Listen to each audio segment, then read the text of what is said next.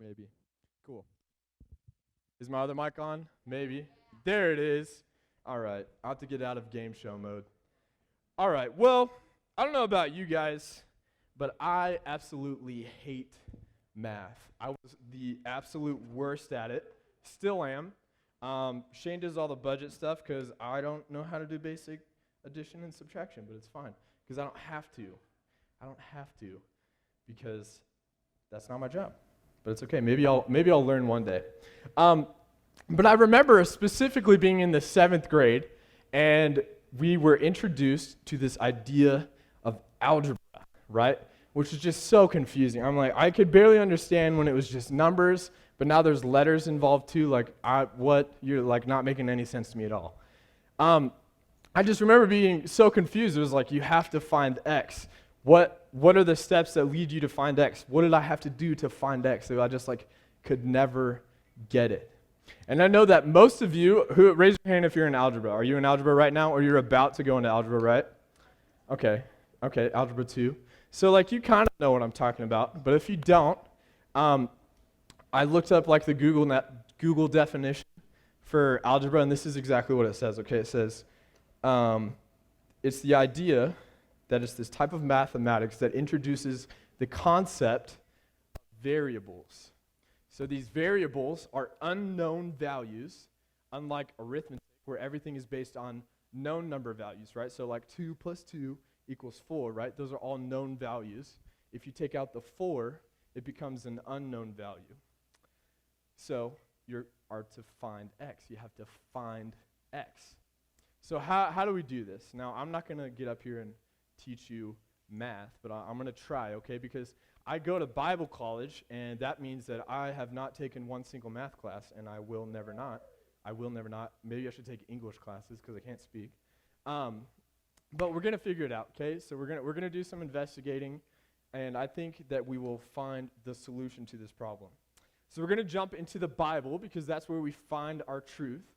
And there's this story about Jesus feeding the 5,000.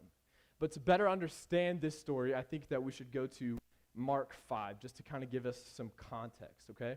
So Jesus and his disciples, they've come to this place by boat. This place that they're coming to is this land of Gentiles. And for Jesus and the disciples to even go there, it was a really big deal. As Jews, they were not supposed to go to this land because it would qualify them as unclean. But Jesus, being Jesus, he doesn't really care. He's like, I'm going to go here anyways. So he goes there, and the first thing that he does is he walks in and he goes to the graveyard, which is doubly unclean because there's all these dead people there, right? You don't want to go there. So I'm assuming these disciples that are with him, they're kind of freaking out. It'd kind of be like if I took you to a landfill and there's just a bunch of dead rats running around, and I was like, hey guys, this is where we're going to have embassy tonight. That's kind of what it would be like. So his posse, they show up, and they're just getting comfortable, and then out of nowhere, this naked crazy man runs up to them, and he's freaking out, really bad. So this, my friends, is going to be our first variable. Hopefully I did the slides correctly. So it'll just be a variable named A. There it is, perfectly. I was really hoping it was coming. I was going to have a whiteboard, but then I was like, nah. But that is our first variable. So I want you to keep that in mind, okay? This naked crazy man is variable A.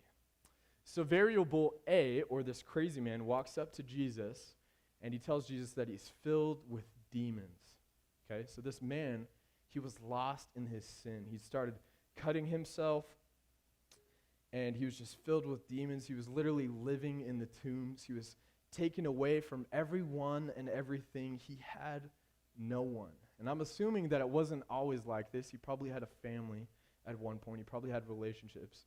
But he just kind of started acting in this way, so the people of the town, they cast him out into the graveyards to be alone so he couldn't hurt anyone else. So he had found that in this place, the only person that he could hurt was himself. So let's read from the exact text here. So it's going to be Mark chapter 5, verses 6 through 11. It's going to be in the NIV, but it's going to be on the screens because I don't think I put Bibles out for you, which is okay because it's on the screens. All right, so When he saw Jesus from a distance, he ran and fell on his knees in front of him. He shouted out at the top of his voice, "What do you want with me, Jesus, Son of the Most High God? In God's name, don't torture me." For Jesus had said to him, "Come out of this man, you impure spirit." Then Jesus asked him, "What is your name?" And he said, "My name is Legion, for we are many." And he begged Jesus again and again to not send him out of the area. So a large herd of pigs was feeding on the nearby hillside. The demons begged Jesus, "Send us among the pigs. Allow us to go into them." So he gave them permission, and the impure spirits came out and went into the pigs. The herd, about 2,000 in number, rushed down the steep bank into the lake and were drowned. So how crazy of a story is that, right? Like how many times when you're like talking about Jesus, you're like, "Oh yeah, he's the guy who sends demons into pigs." You know, like I don't think I ever say that very often. But as crazy it is for you, imagine how crazy it was for the people who owned the pigs, right? They were probably just chilling there, and then out of nowhere they just heard like a oink, and then like a couple seconds later it was like oink, oink, oink, oink, oink, oink, oink, and then it was like a screaming oink. It was like oink, oink, and then they're like down, dying off of this huge cliff, and then there's just like thousands of pigs like, dying in this huge puddle of water that I'm assuming is the ocean. Puddle of water, what am I talking about? But the people who owned the pigs, they wanted him to leave, right? Because he just killed all their pigs. So Jesus, he gets back in his boat because he's trying to leave all these people. And he tells the demon-possessed man, because the demon-possessed man, he's no longer possessed, right? Like all these demons are in these pigs. So he's like, "Man, like I want to go with you, Jesus. Like let me come with you." But Jesus says, and this will be in the Message translation, so it'll be up here. Jesus said, "Go home to your own people. Tell them your story, what the master did, how he had mercy on you." The man went back and began to preach in the 10 towns area about what Jesus had done for him. He was the talk of the town. So Jesus, he pieces out right after saying this, but eventually after a short time he comes back and the land is now super poor, probably due to the fact that all these pigs died, right? But the people were still happy to see Jesus. So they started crowding around him and they tried to follow him, which sounds kind of completely insane, right? Considering the fact that the last time Jesus was here, the only thing he did was like take some demons out, which is a huge deal, but then he put them in pigs and killed all these pigs. So you think they really wouldn't like Jesus, but there's something going on here. So we're going to jump into John 6, verses 1 through 2 to see what's happening. So it says, "After this, Jesus went across the Sea of Galilee. Some call it Tiberias. A huge crowd followed him, attracted by the miracles they had seen him do among the sick." So wait, pause, right? The miracles they had seen him do among the sick. You think that means the miracle of Jesus casting out the demon of the possessed man?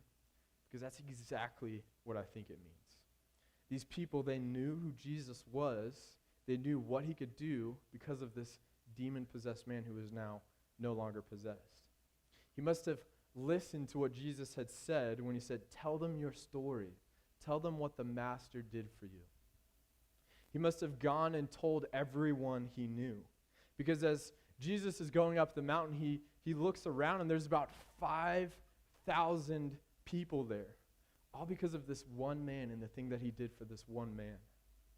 All because he went around and he told them his story. So because this group of people is important to our story, we're going to call them variable B. So there's my bad drawing on my iPad that's now on the screen of variable B. So let's read what happens next. Again, this is from the Message paraphrase, but it's going to be on the screen, so don't worry.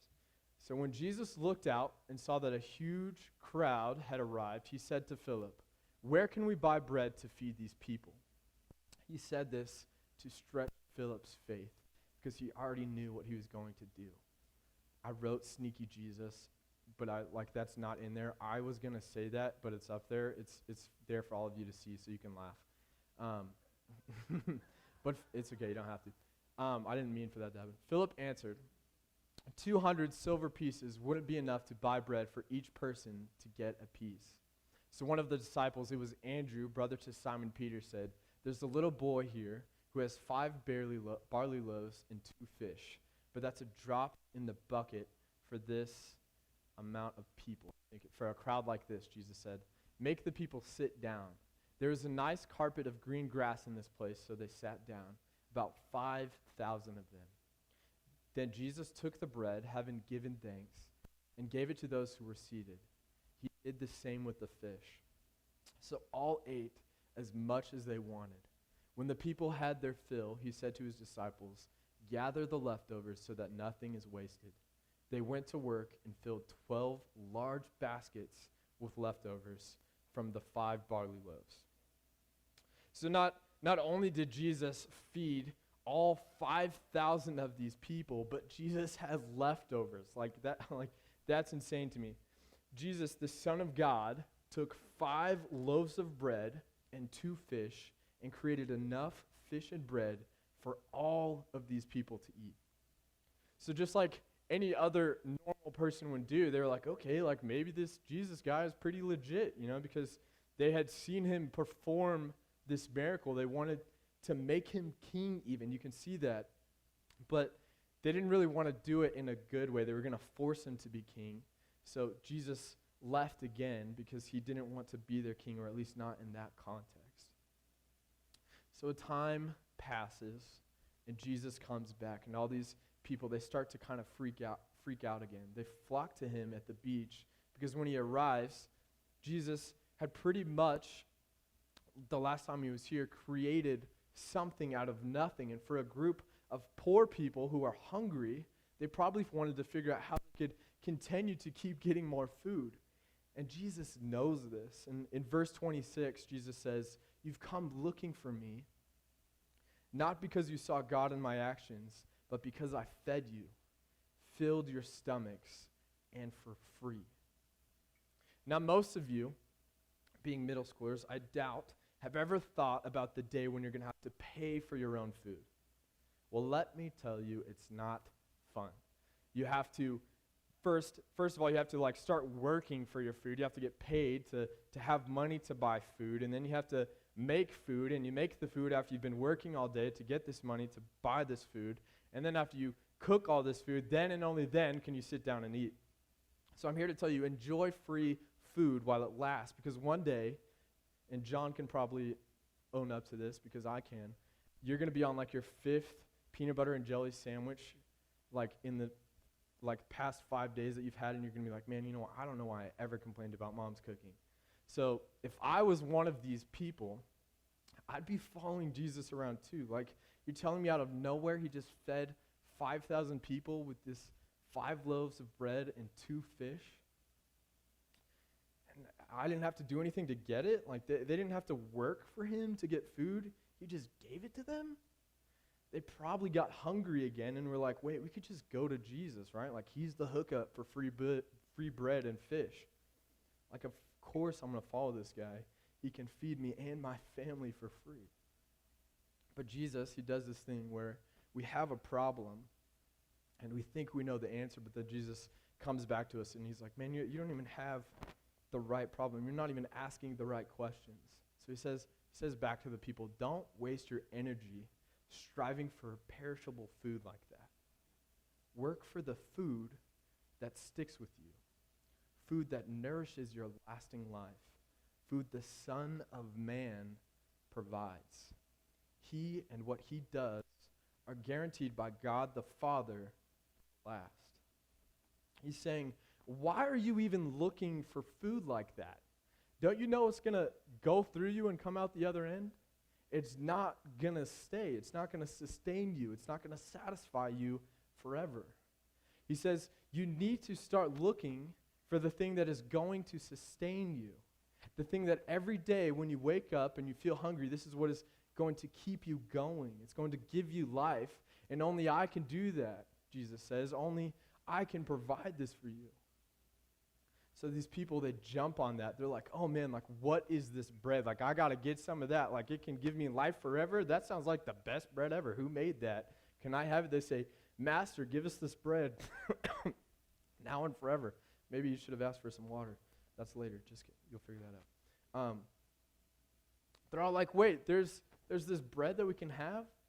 But then Jesus says something that throws them all back, and he says, no, look, I am the bread of life. The person who aligns with me hungers no more and thirsts no more, ever.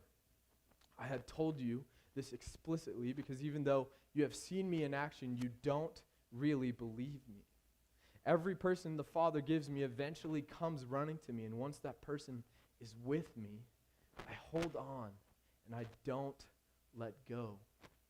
I came down from heaven not to follow my own whim, but to accomplish the will of the one who sent me. Jesus says, I am the bread of life. Now, if you're a little bit confused, Jesus isn't talking about actual bread here. And if you're confused, don't worry about it, because even the people that Jesus were talking to, they were confused. See, Jesus was saying, look, I am the thing you should be searching for. I am the thing that is going to give you life. I am the thing that will sustain you forever, that will satisfy you for the rest of your days. Remember, he says, once that person was with me, I hold on and I don't let go. See, these people, they were trying to find the answer to their problem. They were trying to find X. They were trying to find the answer, but they couldn't find it. They couldn't find the right variable to fix everything. The 5,000, they had a problem. The Gerasene demoniac, he had a problem. They needed a solution. Friends, I am here to tell you that Jesus is the answer. He always has, and he always will be. See, in every problem, in every situation that you find yourself in, Jesus is the answer. So, in our fancy drawings, I want you to see that Jesus is X. He is the variable that makes every other variable make sense. He is what connects people back to people, like he did with the Gerasene demoniac. He got rid of all the demons inside of him so he could go and be with people again. So the next slide is a line from X back to A, I hope, maybe. There it is, X back to A. He healed him so that he could have relationships again. No longer did he cut himself just to feel something. No, Jesus met him where he was at, and he healed him. He was the answer to all of his problems. Friends, we are the variable A in this equation. Jesus, X, he meets us where we are at. He knows we are unclean, but he doesn't care. He knows how much you've sinned, how much you've been hanging around the wrong people, how much you've been doing the wrong things, how you've been treating other people. He knows your lies, telling all the lies that you've been telling, and he knows the things that you think about. He knows how dirty you are, but he doesn't care. He loves you anyways. He comes in and he casts all those things out. Probably not into the pigs, because I doubt any of you live next to pigs except maybe Lexi. So hopefully it doesn't happen. But he loves you no matter what.